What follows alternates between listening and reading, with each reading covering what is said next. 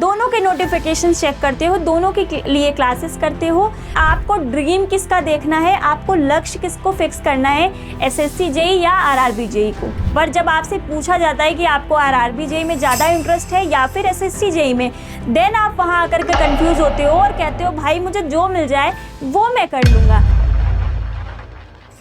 Engineering से related सरकारी नौकरी की तैयारी कर रहे हो और एसएससी जेई हो या फिर आरआरबी जेई हो, दोनों की प्रिपरेशन में लगे हुए हो, दोनों के नोटिफिकेशन चेक करते हो, दोनों के लिए क्लासेस करते हो। पर जब आपसे पूछा जाता है कि आपको आरआरबी जेई में ज़्यादा इंटरेस्ट है या फिर एसएससी जेई में, देन आप वहाँ आकर के कंफ्यूज होते हो और कहते हो भाई मुझे जो मिल जाए वो मैं कर लूँगा। लेकिन आज मैं उसी कन्फ्यूज़न को आपको दूर करने के लिए आई हुई हूँ इस सेशन में। सो गाइज, मेरा नाम आकांक्षा है और स्वागत करती हूँ आपका इस वीडियो में। इस छोटी सी वीडियो में मैं आपको एक बहुत ही ज़रूरी चीज़ आपकी लाइफ के लिए बताने वाली हूँ, जो आपको एसएससी जेई और आरआरबी जेई में मोस्ट प्रेफरेंस जो जॉब होती है ना, वो सिलेक्ट करने में मदद करने वाला है। तो गाइज, वीडियो को शुरू करते हैं और देखते हैं आज मैं आपको क्या बताने वाली हूँ। SSC JE and RRB JE दोनों ही इंजीनियरिंग की अपने आप में बहुत बेहतरीन पद होते हैं, नो डाउट, है ना। लेकिन जब हम इसके बारे में और जानेंगे ना, डिटेल में डेप्थ में देखेंगे, तब आप शायद डिसाइड कर पाओगे इस वीडियो के लास्ट में कि आपको ड्रीम किसका देखना है, आपको लक्ष्य किसको फिक्स करना है, एसएससी जेई या आरआरबी जेई को।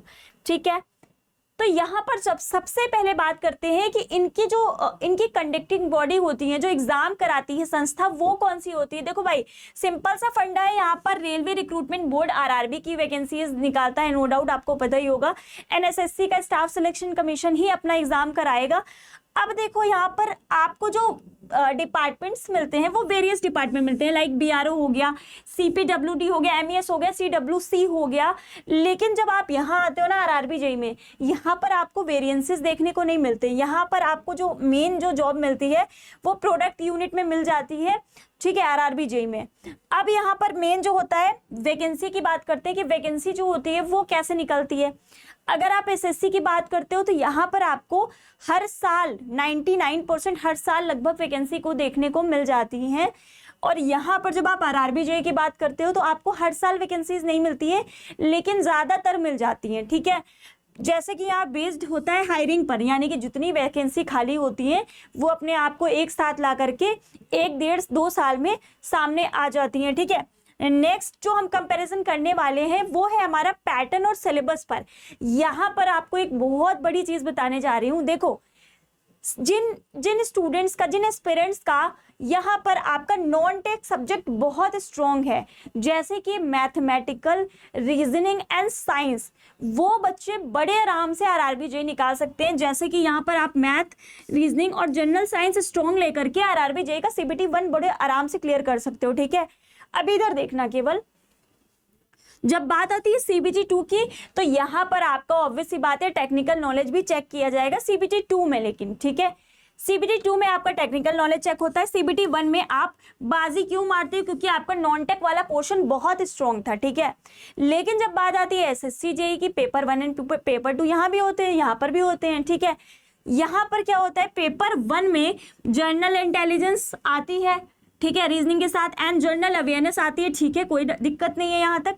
बट यहाँ पर आपको टेक्निकल सब्जेक्ट पेपर 1 में ही देखने को मिल जाता है। ठीक है, जबकि पेपर 2 में जब आते हैं तो ये फुली टेक्निकल हो जाता है, यानी कि यहाँ पर भी आप टेक्निकल पढ़ो, यहाँ पर भी आप टेक्निकल पढ़ो।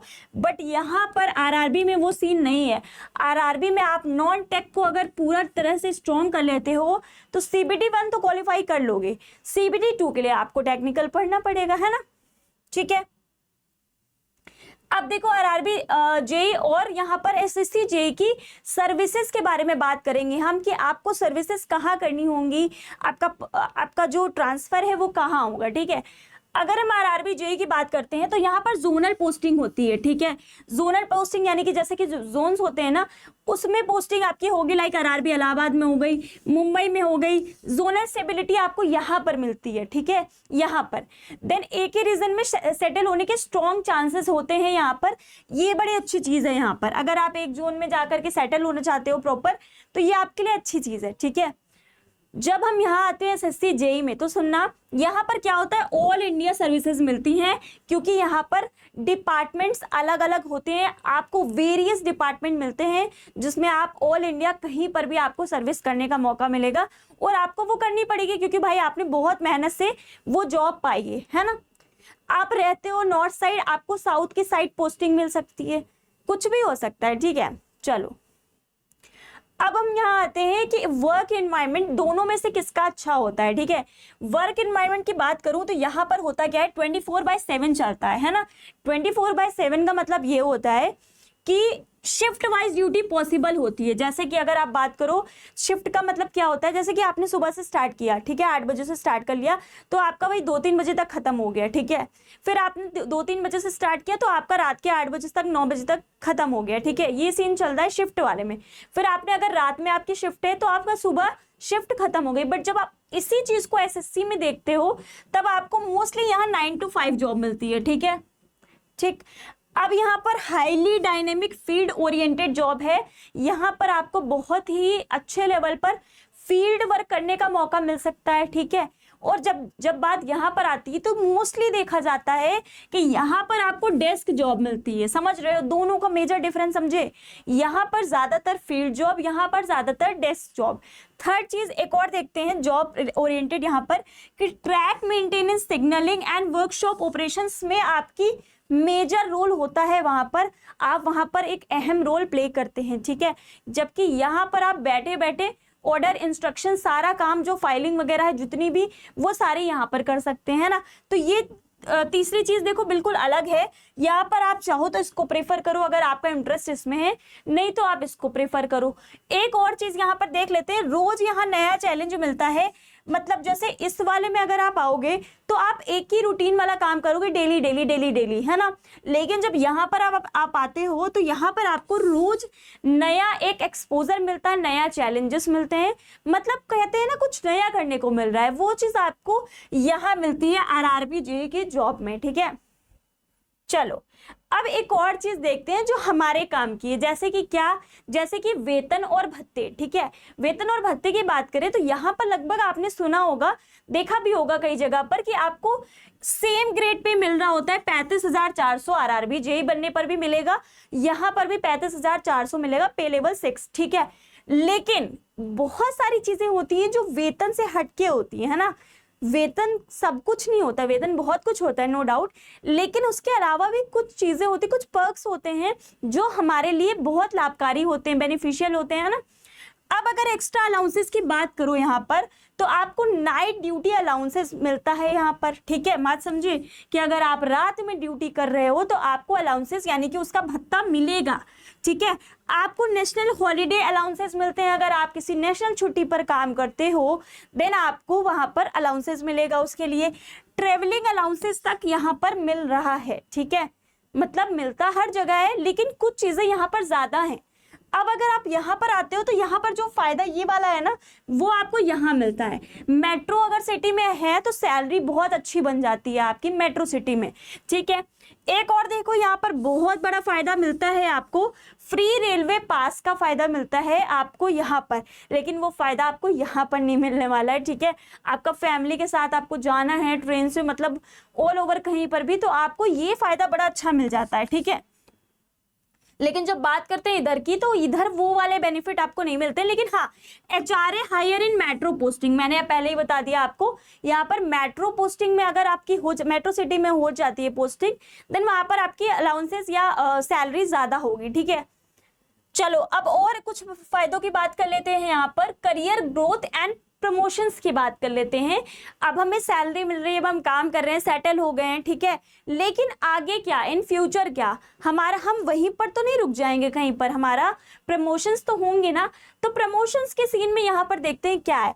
देखो यहाँ पर सिंपली बात कर दो, फास्ट ट्रैक वाया एडीसीई, और यहाँ पर डिपार्टमेंट डिपेंडेंट ग्रोथ मिलती है, यानी कि ये विभाग पर डिपेंड करता है कि आपको कितनी ग्रोथ मिलेगी, ठीक है, विभाग पर, जिस विभाग में आप कार्यरत होंगे, ओके। एंड यहाँ पर अगर बात करते हैं मोटा मोटा, यहाँ पर जो पाथ चलता है ना, आप मान सकते हो आपके प्रमोशन का, वो कुछ ऐसा चलता है। देखो JE then senior section engineer हो गया, डबल एसई हो गया, उसके बाद आप धीरे धीरे करके एट लास्ट आप कहाँ पहुंचोगे, ADN group AB officer level job तक आप पहुंच जाओगे अपने प्रमोशंस के थ्रू, ठीक है।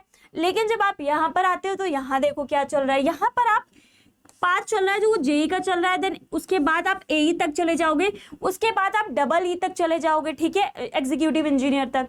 ओके, तो ये सीन है, यहाँ पर स्टडी स्ट्रक्चर हायरार्की है, थोड़ा स्लोअर रहेगा, थोड़ा धीरे प्रमोशन होगा, लेकिन स्टेबिलिटी बहुत ज्यादा है, ठीक है। प्रमोशंस के बाद यहाँ पर भी क्या है, merit plus exam based growth भी मिलती है।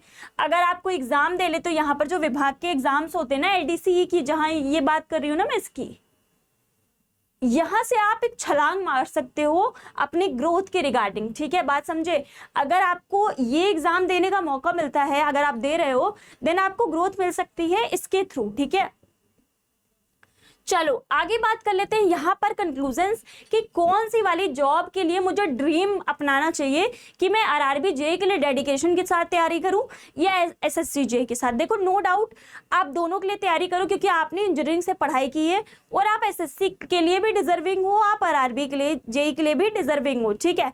लेकिन यहाँ पर सबसे ज्यादा अगर मैं पर्सनली बात करती हूँ, चलो अपने लिए लेकर के बात करती हूँ, कि अगर मैं एस्पिरेंट होती आपकी जगह पर, सामने से मुझे मतलब सामने से सुन रही होती मुझे यानी आकांक्षा को, तो मैं क्या चूज करती। तो इस वीडियो को देखने के बाद मैं ना थोड़ा आरआरबी जेई की तरफ झुक जाती, ठीक है।